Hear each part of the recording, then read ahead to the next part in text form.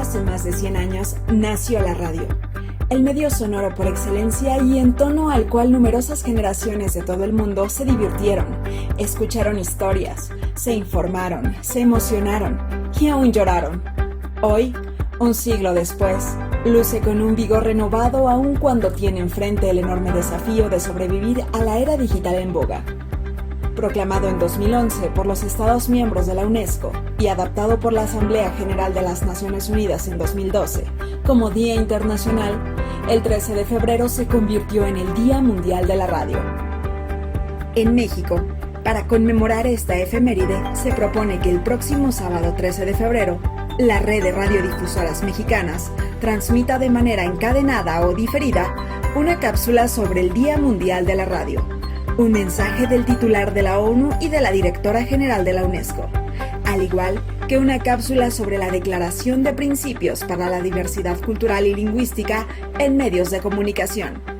Esta transmisión tendrá una duración de unos 15 minutos a las 12 horas tiempo de México.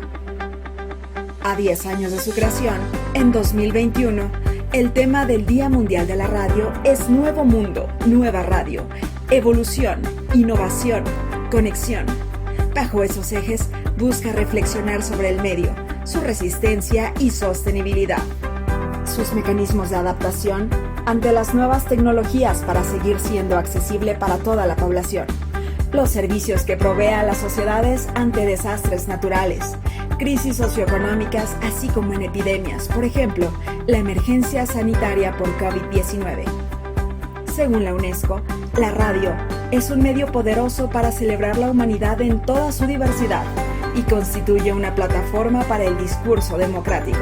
En el pleno mundial, la radio sigue siendo el medio de mayor consumo.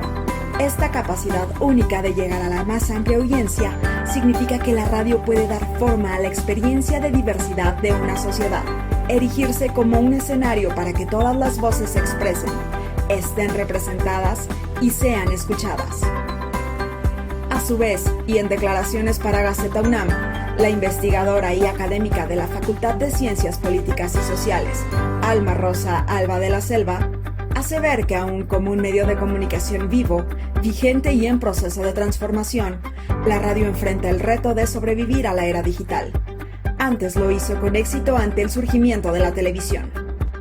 Los orígenes de la radio datan de 1873, cuando el físico escocés James Clerk Maxwell formuló la teoría de las ondas electromagnéticas, misma que fue confirmada por el científico alemán Heinrich Hertz en 1887, además de lograr detectar y reproducir estas ondas electromagnéticas.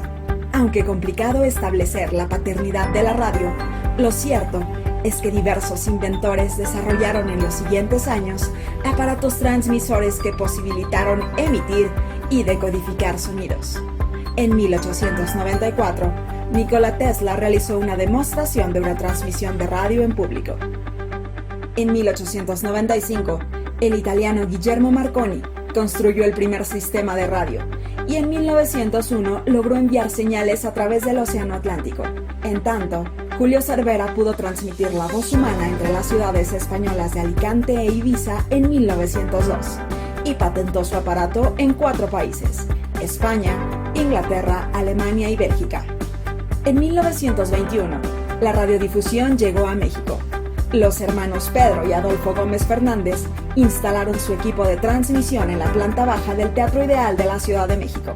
Su programa se emitía los sábados y domingos de 8 a 9 de la noche y se mantuvo al aire del 27 de septiembre a enero de 1922. En Monterrey, Constantino de Tárnava lanzó el 27 de octubre de 1921 su emisora TND, Tárnava Notre Dame, que estuvo al aire algunos meses. En ambos programas las primeras emisiones fueron musicales con la presencia de declamadores. Entre 1920 y 1930, la radio en México fue principalmente experimental. Se transmitían segmentos musicales y culturales o eventos políticos específicos, por pocas horas y con periodicidad espaciada. En esos años, surgieron estaciones que luego se convertirían en referencia, como la emisora de la fábrica de cigarrillos El Buen Tono, a la que se le asignaron las siglas XED, hoy la B Grande de México. Inició operaciones en septiembre de 1923 y es la más antigua del país. El 5 de febrero de 1930 surgió Radio Mundial XCN, el fonógrafo, la primera en ofrecer un servicio de noticias en la nación. En septiembre de ese mismo año comenzó a operar la XCW, que a diferencia de las emisoras de su época, contaba con una planta de 5.000 watts de potencia, con lo que logró un alcance nacional y más allá de las fronteras. Era escuchada en Centro y Sudamérica. De ahí que haya tomado el lema La Voz de la América Latina desde México. En la década de los 50 del siglo pasado, con la llegada de la televisión, la radio experimentó una caída en el gusto de la gente y en la captación de ingresos. Algunos equipararon este hecho con una guerra comercial, pero la radio salió avante con nuevas propuestas de contenidos y desarrollo comercial siempre, según Alba de la Selva. Ahora, nuevamente está en un proceso de reinvención entre los retos que implican los medios digitales. El siglo XX fue el de la radiodifusión, y en esta era digital se encuentra en una etapa de convergencia e integración para adaptarse a las nuevas condiciones y reinventarse. Algunos investigadores creen que la radio está en su última etapa antes de fusionarse con otros medios en la era digital, pero otros consideran que goza de arraigo. Una carta fuerte es que cumple con funciones sociales que otros medios no han logrado. A diferencia de los medios digitales, la radio tiene mejor reputación, pues al ser hecha por profesionales que verifican sus fuentes, difunde información verídica. Alba de la Selva comentó que aún falta mucho por descubrir de la radio, como los efectos que genera en las audiencias o la forma en cómo se adapta a esta nueva era.